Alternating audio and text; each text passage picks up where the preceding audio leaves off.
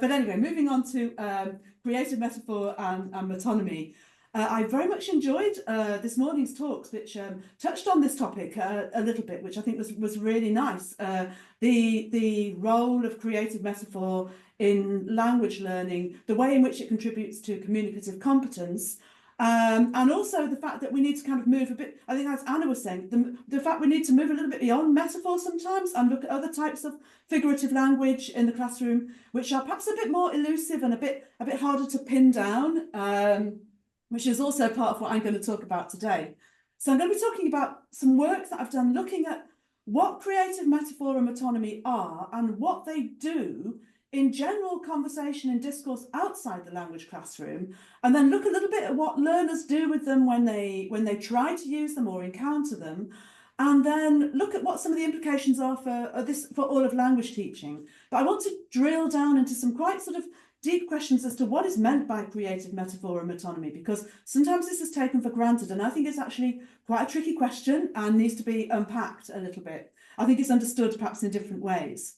So I know that pretty much everyone in the room will be familiar with what is metaphor, and most people are familiar with what is metonymy. But just as a brief recap, metaphor is about building a bridge between two entities that are being perceived as unrelated. So you might say Birmingham is a paradise, which you might say a bit ironically, or you might actually mean it. But here Birmingham is being compared to something which is really not like Birmingham at all.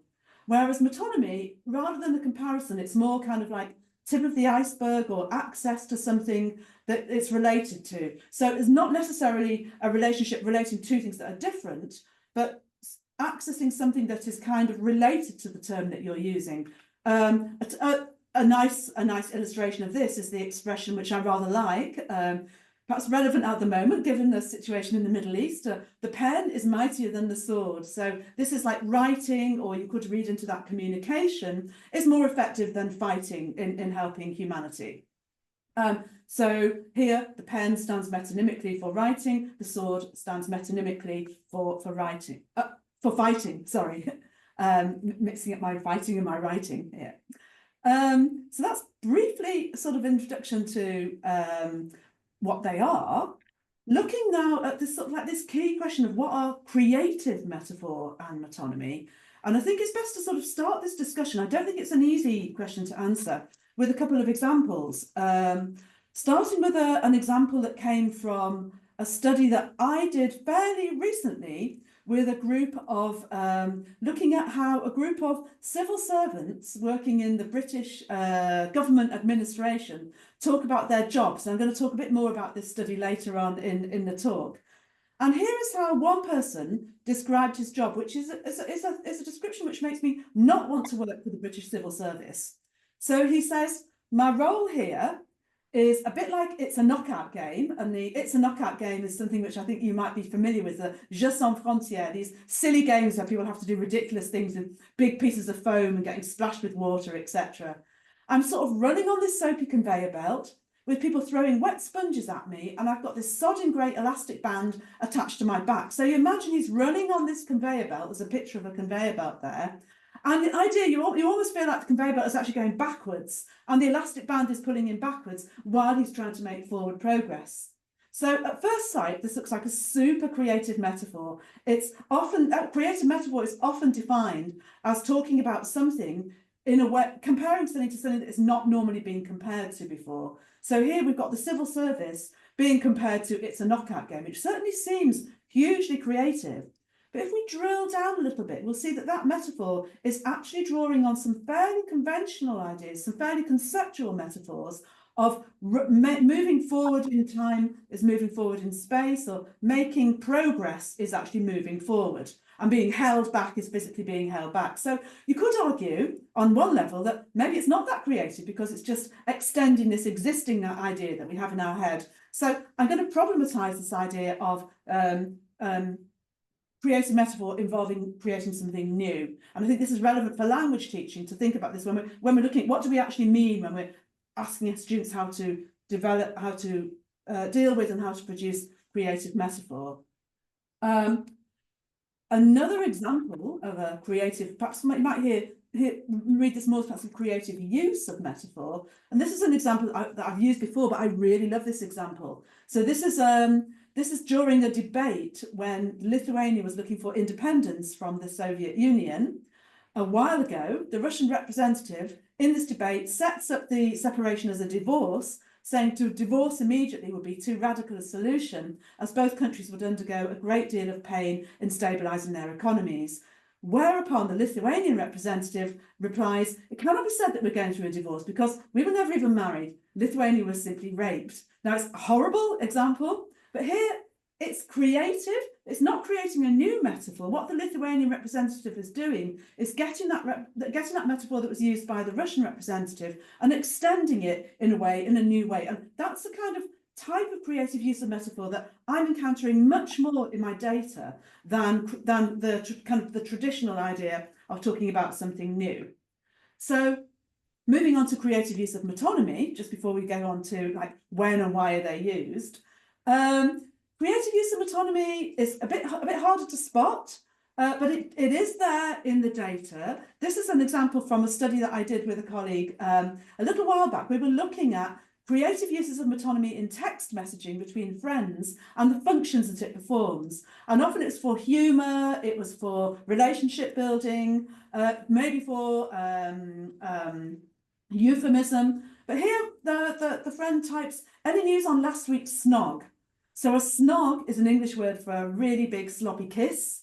So presumably she saw this friend kissing this man, I don't know, in the nightclub or the bar or wherever. And she asks, any news on last week's snog, which is kind of metonymy for the man and the relationship and how is the relationship going. So she uses this snog, this event, for a whole set of relationships. And it's quite creative because it allows her to kind of humorously refer to this relationship in a bit of a face-saving way. She's not actually asking outright, how's the boyfriend, how's the relationship, because that's too direct. And so metonymy can be used creatively in these rather kind of these ways which help you avoid tricky topics. We've worked on this topic on this use of metonymy before. So that's a couple of introductions as to what are creative metaphor and metonymy. Now, when and why are they used? So this is we're still outside the classroom at this point. There's been a lot of work showing that people use creative metaphor. They use metaphor particularly when describing the qualitative aspects of emotional experiences in a way that kind of literal language cannot do. And then it's been found that when people are talking about their own emotional experiences, the metaphors become even more creative because they're describing kind of individual aspects of those emotions. So here we have the metaphors getting more creative when people are talking about their own experiences. So in more recent work, I've been looking at the role of creative metaphor in evaluation in a couple of studies, one looking at film reviews, one looking at conversations about the workplace, and that's the study that the example from the civil servant who was on the conveyor belt came about. And I'm going to briefly present some of the findings from these studies because they problematize this idea of what is meant by creative metaphor and make me think that it's actually perhaps more useful to talk in terms of creative use of metaphor, which kind of challenges a lot of these studies that have sort of distinguished between creative and conventional metaphor. It's a lot grayer than that. So in the film review study, what we did was we looked at a number of film reviews in the IMDb database and also on Rotten Tomatoes. These film reviews are pretty awful, some of them. They're very negative about the films. Some of them are quite sexist, so the data wasn't lovely to deal with. But there's some quite interesting stuff that we found. We were looking for the relationship between creative metaphor and evaluation. So our approach was to use NVivo, which if you've not used this before, it's basically like the computer version of lots of different coloured highlighting pens to highlight the metaphors and put them into different kinds of categories, and then to code them for creative or not. when we thought that the job of coding metaphors as creative or not would be relatively straightforward. We'd done this massive search for metaphors, and that was tricky. But the creativity, we thought it'd be easy, but actually it turned out to be quite tricky. And so if we look at a couple of examples, these are not examples from our study. This is a previous study that we were looking to work with our data on defining creative metaphor. And this idea here of whether a creative metaphor involves a new mapping, so a new relationship between previously unrelated entities. And this is work by Paola Perez-Sobrino and colleagues. And they identified, so they were looking at metaphors used by people when describing COVID. And they have these two categories. They have the idea of creating a brand new mapping. So here they have this example of acting like this person, acting like a hedgehog. Don't roar like a lion or fight like a giant, but roll up in a ball and wait and hope for better times. And they have this idea as creating a new mapping.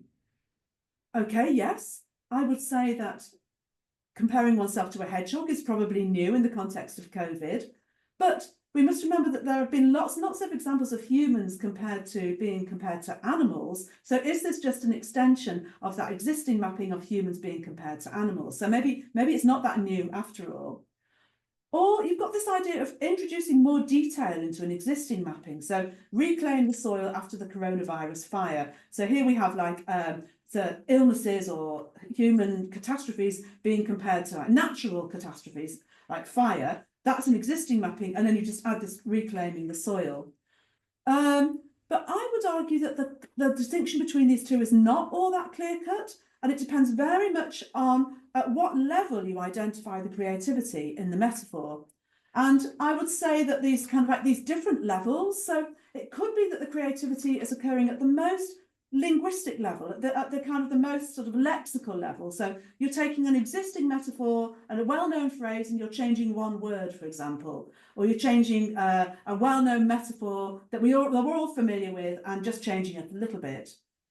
Or going deeper down, it could be that it's at the level of the conceptual metaphor. So maybe like there we have with the civil servant on the conveyor belt, the conceptual metaphor is making progress, is moving forward, and he's just changing that and adding something new, introducing more ideas into an existing mapping. Or you could drill down even further and say, well, it's at the level of primary metaphor, which are more kind of things extracted from conceptual metaphors, even more basic things than conceptual metaphors. Or you could go right to the bottom and just say, well, it's an example of a personification. We already have personification metaphors. So the computer is angry, the computer won't let me do this, etc., etc. And it's just an extension of that kind of mapping. Or even like right at the bottom of the pyramid, ontological metaphor. So abstract things are described in terms of concrete things. That's an existing mapping. So anything else that draws on that isn't new. So at what level are we identifying the creativity? And I think that's a really important consideration. So having kind of problematized this idea that a new metaphor involves a new mapping, looking at the kinds of things that we would count as creative use of metaphor, I think perhaps provides a more useful category, a more useful way of looking at creative metaphor. And in the film review study, we started to identify a number of ways in which metaphor is used creatively. So we do have these things that are potentially a new mapping. So Spawn is an in-your-face screaming banshee of a film. So comparing the film to a screaming banshee, there's a picture of a screaming banshee there. That looks like a new mapping. But then again, you've also got this idea of films being compared to things from horror. Or you've got the next kind of creative use, where things are being compared, sort of like there's a kind of like hyperbolic extension of an existing mapping. The picture moves along very slowly, it almost threatens to drop dead. So it's not a new mapping, but it's an extension. Or you've got things like what we call like a twice true metaphor, so something that works on a metaphorical level and on a literal level. Once Jaws is attacked, it never relinquishes its grip. So that's the shark. Will not let your leg go and will bite it off, or the film is just like it's so gripping that you cannot stop watching it. Or you've also got things like kind of form-based creativity, a combination that mostly splutters when it should crackle. So you've got splutter and crackle there, which have got kind of alliteration, you've got onomatopoeia there, but also you've got like contrast between splutter and crackle. So that's something we started to identify in the film reviews. We kind of thought we would go for this kind of continuum from super creative to kind of a bit creative. Continuum didn't work. So in that study and in our next study, we decided to go for different categories of creativity. We found in that study, incidentally, that creatively used metaphors were significantly more likely to perform an evaluative function than conventional metaphors. So this is something that's really strong and important. And I think perhaps important for language learners, that if they want to perform evaluation, they may well need to use creative metaphors. Things like a sunken ship of a movie, which fits both categories there. So that's the film reviews study. Moving on to the workplace study. So here we drill down a bit more into people using metaphor to talk about their own personal experiences of life in the workplace. So here we were looking at evaluation, but of one's own situation rather than of something external. And here, perhaps the metaphor is playing a more fundamental function because it's describing how things actually are for you rather than kind of showing off online on the internet. Methodology was here we worked with a colleague in the business school who had already transcribed interviews with senior civil servants about their workplace experiences, and we coded them for metaphor and creative metaphor. We were then coded for evaluation types. So we've got things like I'm not pressing the right levers is very clearly negative.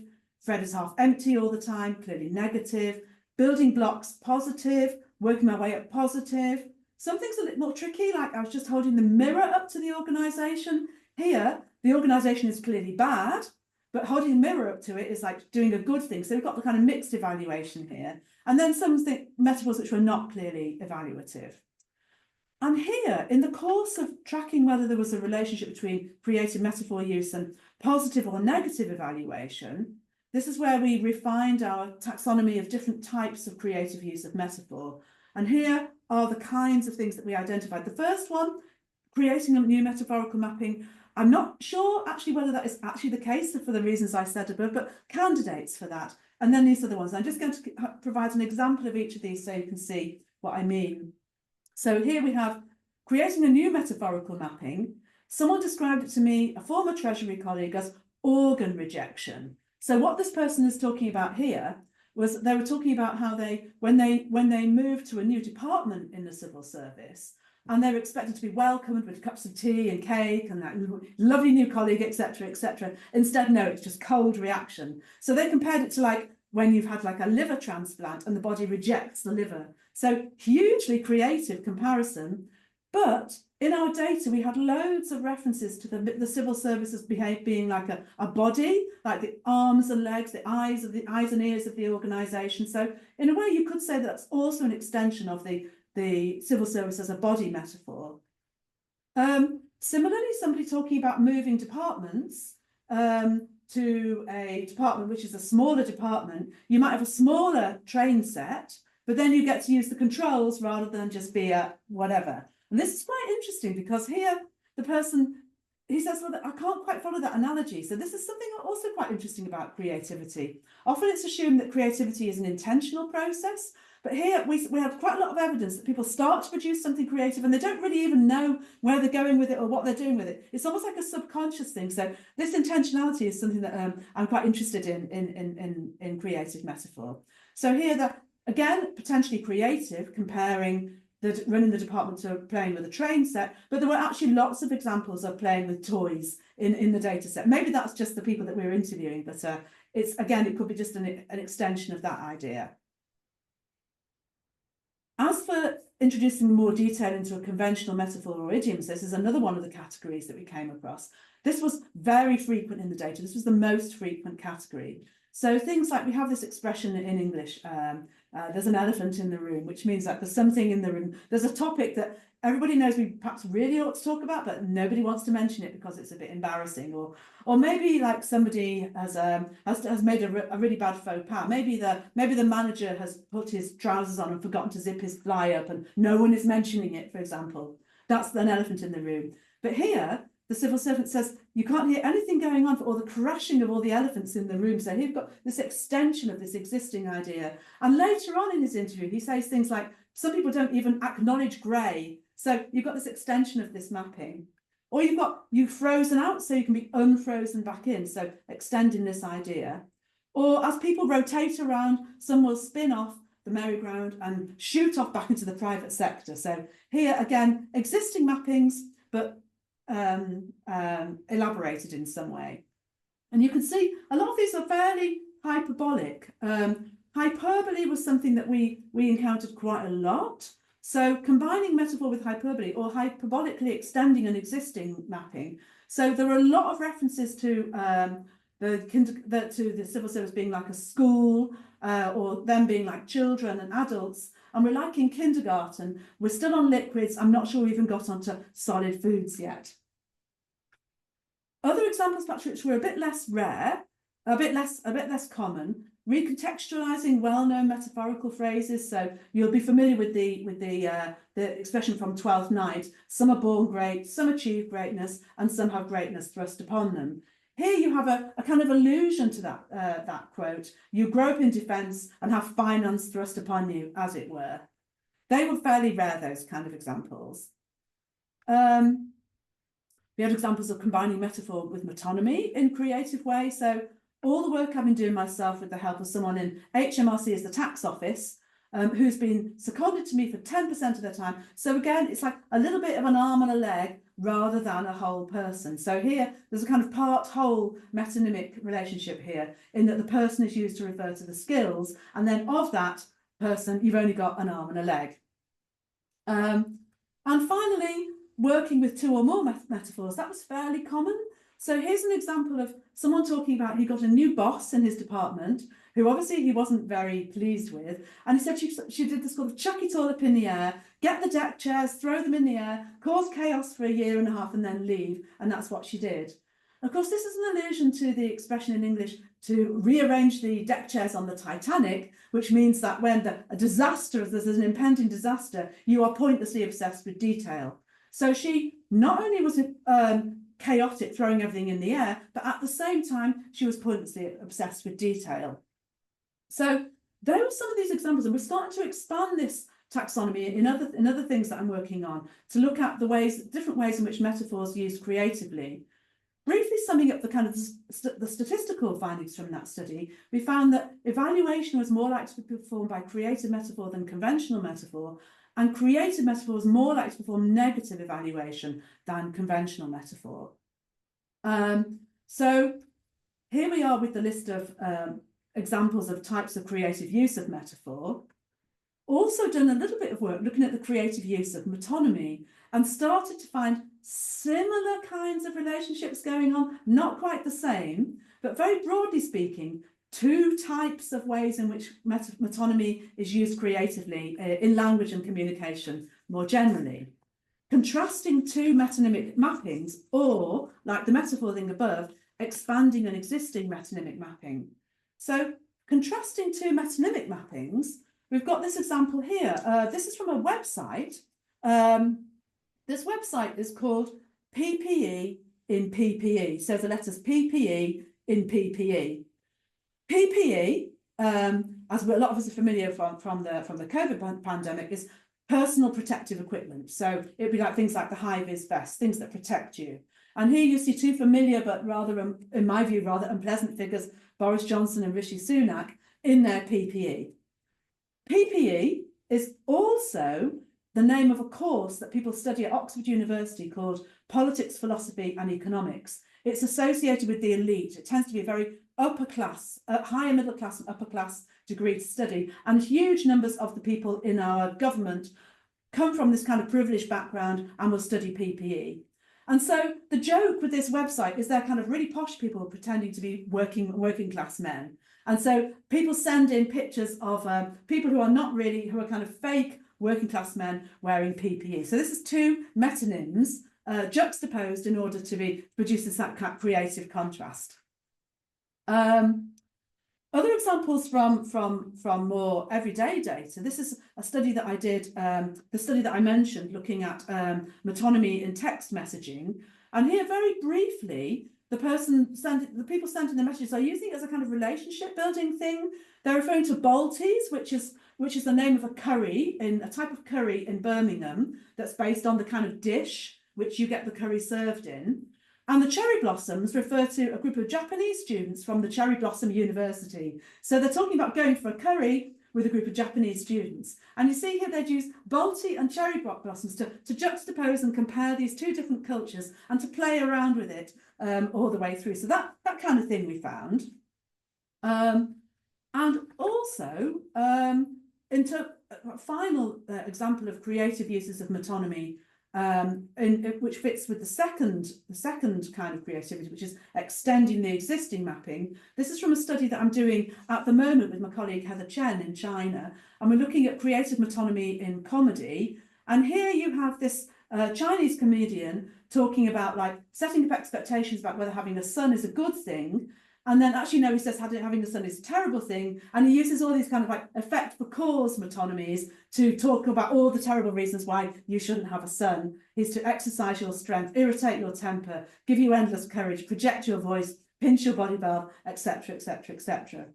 So basically, the findings from the work looking at metaphor metonymy outside the classroom, for me, are suggesting that they're used, that the actual pure, creative, brand new mapping kind of metaphor is a bit of a rare beast. And what's more common is these kind of creative uses of metaphor. With metonymy, you've got this juxtaposition and extension going on. And they're both used for relationship building, evaluation, as you can see here, particularly negative evaluation, and for humour.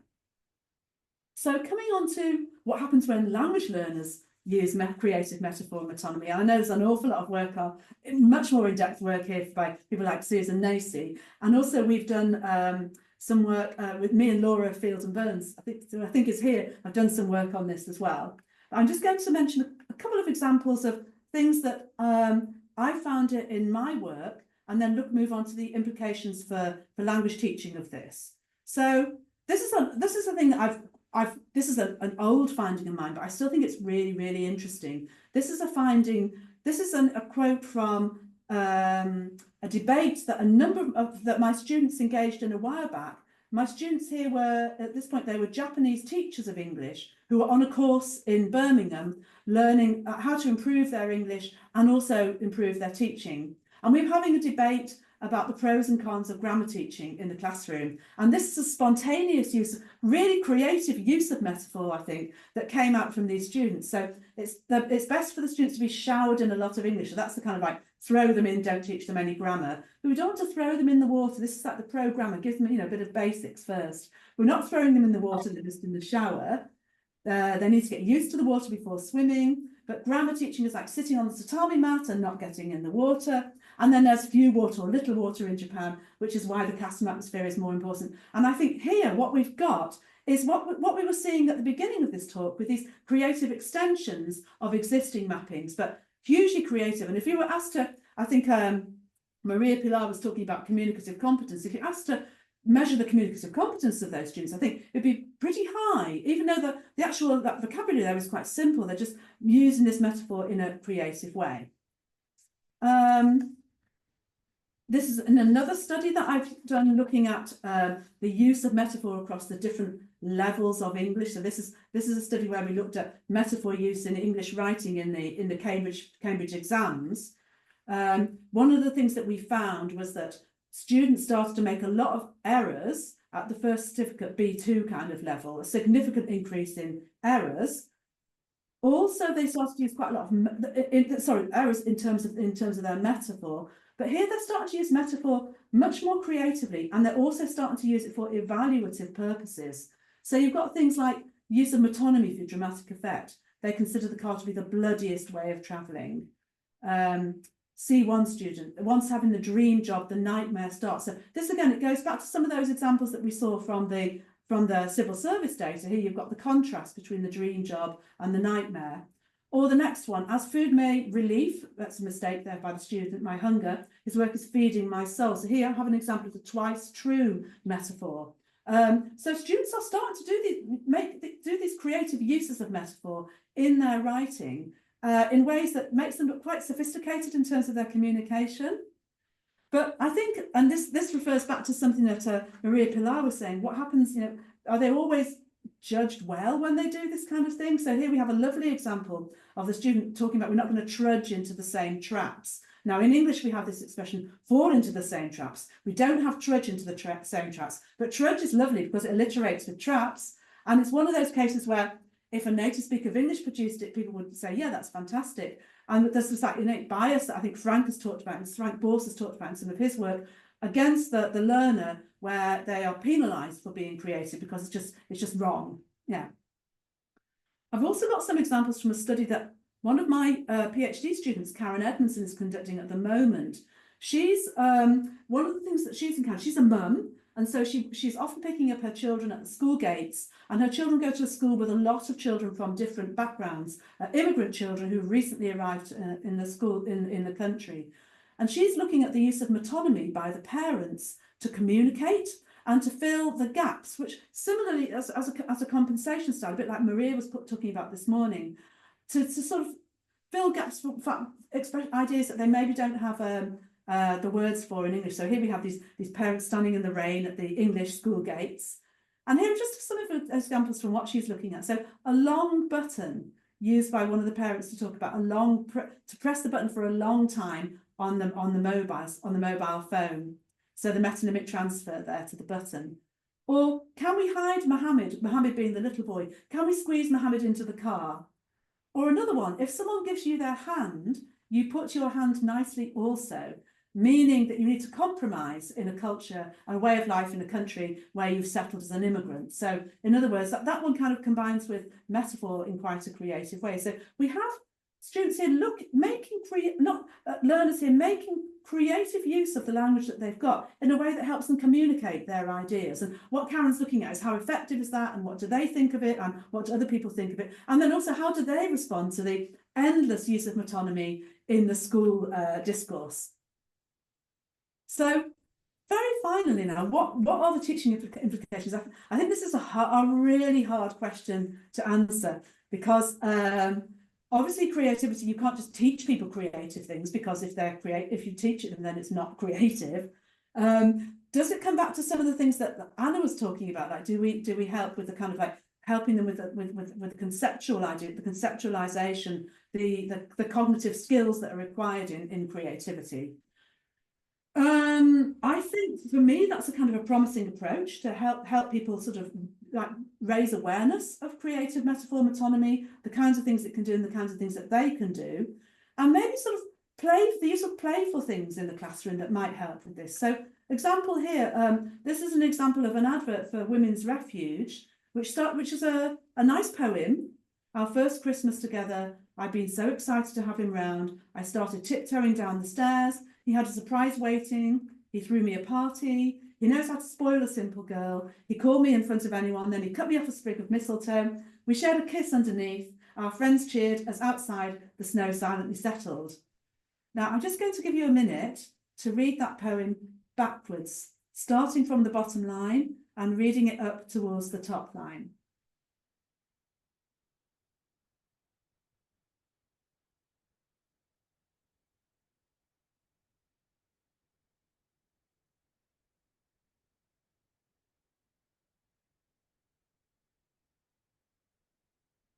And you'll see here it's got quite a different message. And the message here is about how domestic violence is often hiding in plain sight. So often it's there, but we don't see it. We just need to look. And so here, this sort of thing, there are quite a few poems like this available online if you look. They're quite nice for helping students, I think, appreciate that words often have a literal meaning and a figurative meaning, and that the figurative meaning is brought out by the different phraseology that surrounds it, and that you can use this to play around with language. I think this sort of thing has all sorts of potential for language teaching. That's poetry, but also you get this kind of thing in everyday language that is not necessarily poetic. And here you've got an example of an advert for joining the Navy. Now, I don't know if this would work in my shared, I don't know if the video would work in my shared Zoom. And also I'm aware that I'm getting quite close to time, but if you just look at some of the examples, this is an advert for inspiring people to join the Navy. And you can see that it's absolutely rammed full of figurative language, which also works on a literal level. And again, this is the kind of thing that I think we can use with probably quite high level students, to be fair. This is not low level student stuff, but to teach that these creative uses of language and how they're prevalent in quite a lot of forms of communication, particularly campaigning and advertising. And if there's time later on, I can play that video, but I don't want to take up too much time. And I think that's everything I had to say. Thank you ever so much for listening. Basically, I think creative metaphor and metonymy, very complicated, quite difficult to decide at what level we identify the creativity. More useful to talk in terms of creative use of metaphor and metonymy, and raising learners' awareness of the functions that they can perform. Thank you.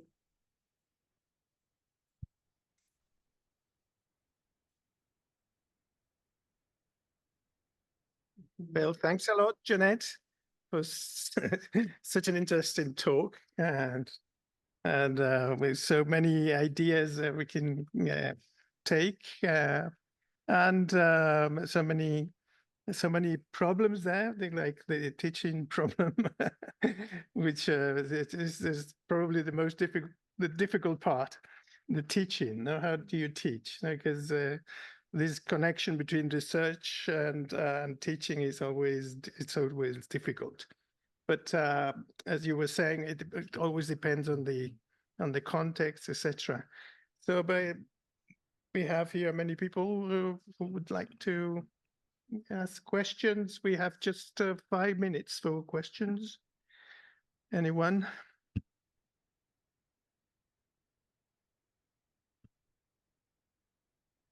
Anna. Thank you, Jeannette, for a fascinating talk. Lots of food for thought, I think, for many people here.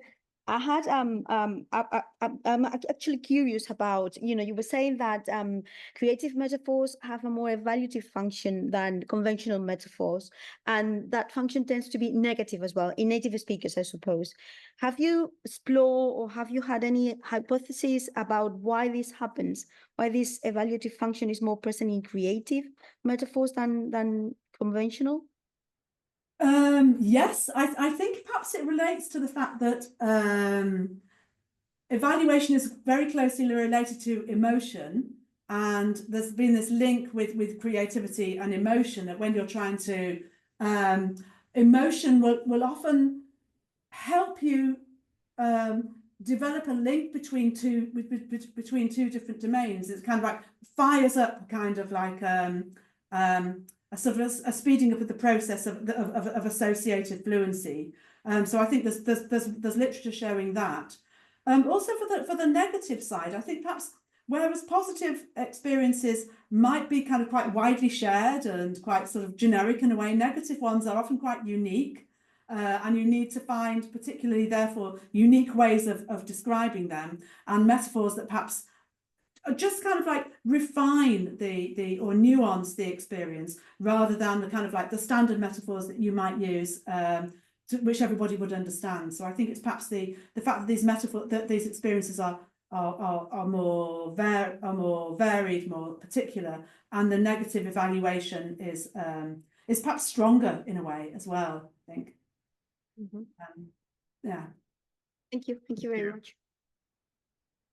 I also have a question there regarding conventional metaphor, because you talk about linguistic and conceptual metaphor, etc., etc. But the problem, I think, there's a problem now. Probably you have the answer to that. How to establish whether a conceptual metaphor is conventional. Do we have databases and tell us whether something that is already established or not? No. That's the thing. I mean, we've got the kind of the ones that we're all familiar with, like the journey metaphor and the heat and the up and down. And I think there we're on pretty much safe ground. But yeah, you're right. There might be some sort of underpinning conceptual metaphor that's not not a widely shared one, perhaps, and it's not actually present in the words, but it's present in the idea. And therefore, yeah, I think that just makes, I definitely don't have the answer, but I think that makes the pyramid even more complicated. Like, where is the conceptual metaphor in that pyramid, in that relationship? Okay, good. Any questions from the people online? No? Okay. No. Okay, so thank you very much, Jeannette. Thank you.